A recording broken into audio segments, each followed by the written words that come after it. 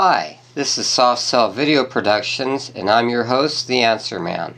In this episode, I'm going to teach you the finer points of custom tile cutting. But let's get started with the most basic yet difficult cutouts there is, the kitchen or bathroom tile backsplash.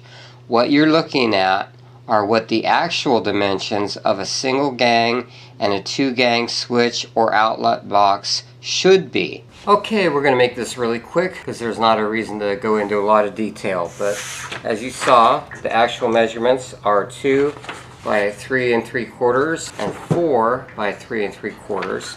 This is an actual two gang.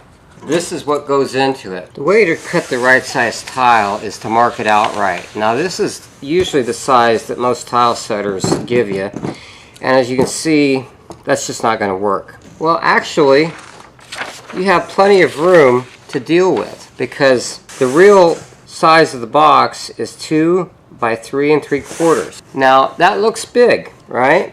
But it's just right for this outlet. This is the smallest plate that's made for any outlet. And you look at that and you have ample extra room on either side going both ways. Don't be afraid that you're going to go oversized because you have plenty of room.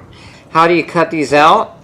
You have one of two methods. You can drill a hole here and here using a small bit, or you can use a masonry bit and again drill in the corners. Same thing here and here, and then you use an ordinary hacksaw with a special blade to cut out the rest of it. So now let's take a look at that blade. As you can see, it's a special blade. You can see that the tile is marked for the outlet box. You've got the hole drilled, and you've got in the middle picture, you've got the saw with the special blade attached to one side. You now insert that blade through the hole, reassemble the saw, and you just cut your hole for your outlet box. Using the bit that you see in my hand right now is perfect for shower head stubs or plumbing stubs. They come in several different sizes. There's no need to use a saw, just use the correct size bit.